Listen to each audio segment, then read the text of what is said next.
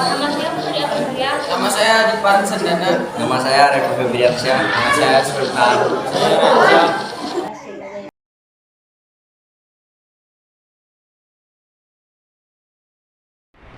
Lalu, perbatasan Malaysia dan Indonesia pun terletak dan adanya keunikan.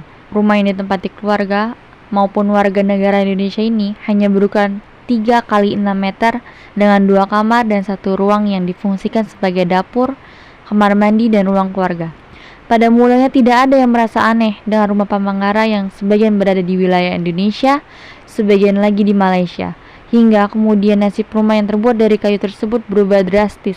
Seketika, hubungan kedua negara memanas karena perseteruan di ambang batas Laut Ambal perairan Karang Unarang pada Maret 2005. Desa Long Nawang adalah salah satu daerah Indonesia yang bersebelahan langsung pada negara Malaysia. Desa ini berada di Malinau, Kalimantan Timur.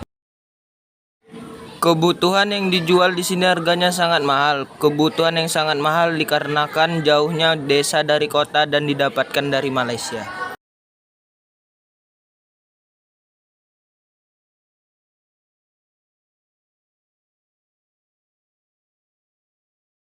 Indonesia berbatasan dengan Singapura melalui jalur perairan yaitu Pantai Tanjung Pinggir yang terletak di kawasan Sekupang, Pulau Batam.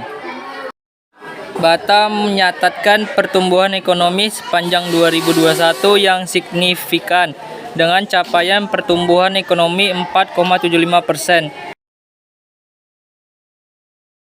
Kepulauan Riau, Indonesia. Natuna merupakan kepulauan paling utara di Selat Karimata di sebelah utara. Natuna berbatasan dengan Vietnam.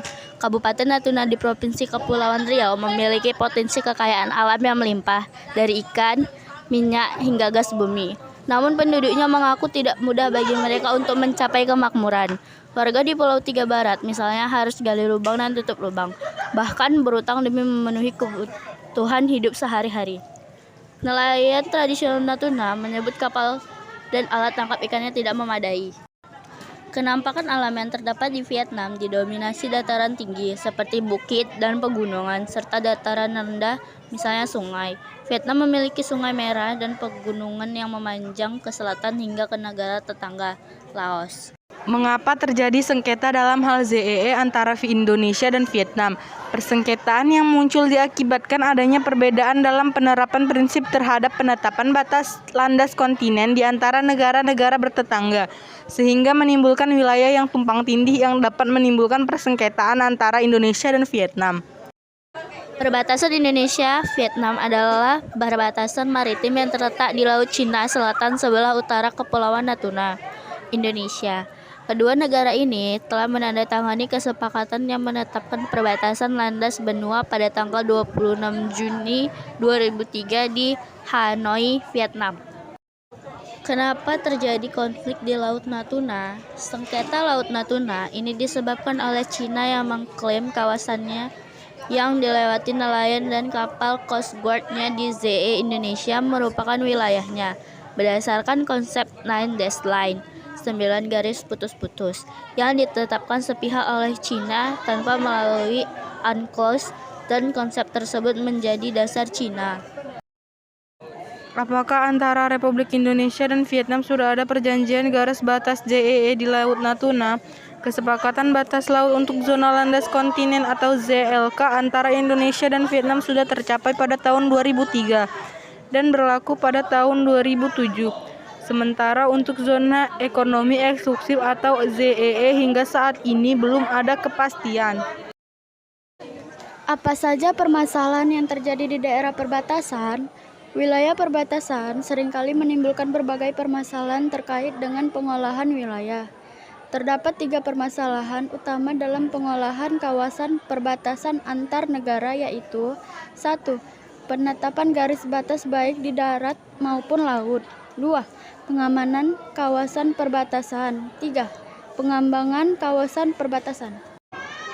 Faktor-faktor apakah yang menjadi faktor penyebab terjadinya konflik perbatasan?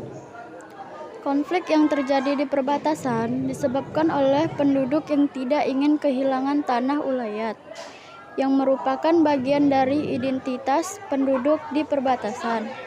Faktor ekonomi juga dapat memicu konflik dalam permasalahan tapal batas.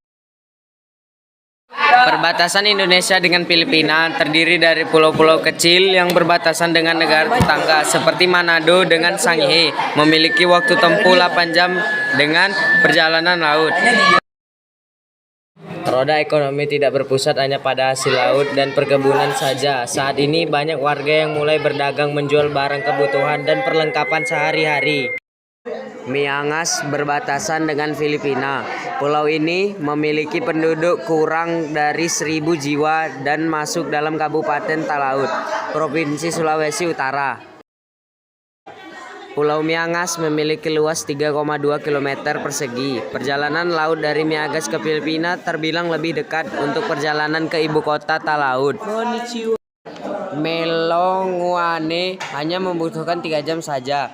Hubungan Indonesia dengan Filipina terbilang sangat spesial sejak dulu. Hubungan ini ditandai dengan adanya kegiatan barter yang dilakukan masyarakat Miangas dan warga Filipina. Sebagai satu-satunya, Bank BRI membantu kehidupan di Pulau Miangas. Banyak warga yang mulai berdagang menjual barang kebutuhan dan perlengkapan sehari-hari.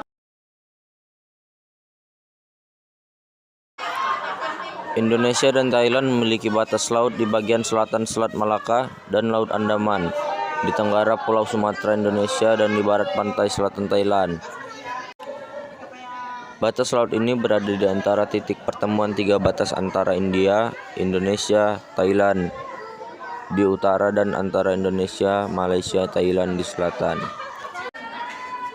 Selat Malaka adalah sebuah selat yang terletak di antara Semenanjung Kra dan Pulau Sumatera, Indonesia. Selat Malaka merupakan salah satu jalur pelayaran terpenting di dunia. Selat Malaka menjadi maju karena Selat Malaka merupakan pelabuhan utama para pedagang. Laut Andaman yang terletak di tenggara Teluk Benggala, utara Aceh. Laut Andaman merupakan bagian dari Samudra Hindia dengan panjang 1.200 km dan lebar 650 km dengan luas 797.700 km persegi. Laut Andaman merupakan perbatasan antara Indonesia dan Thailand.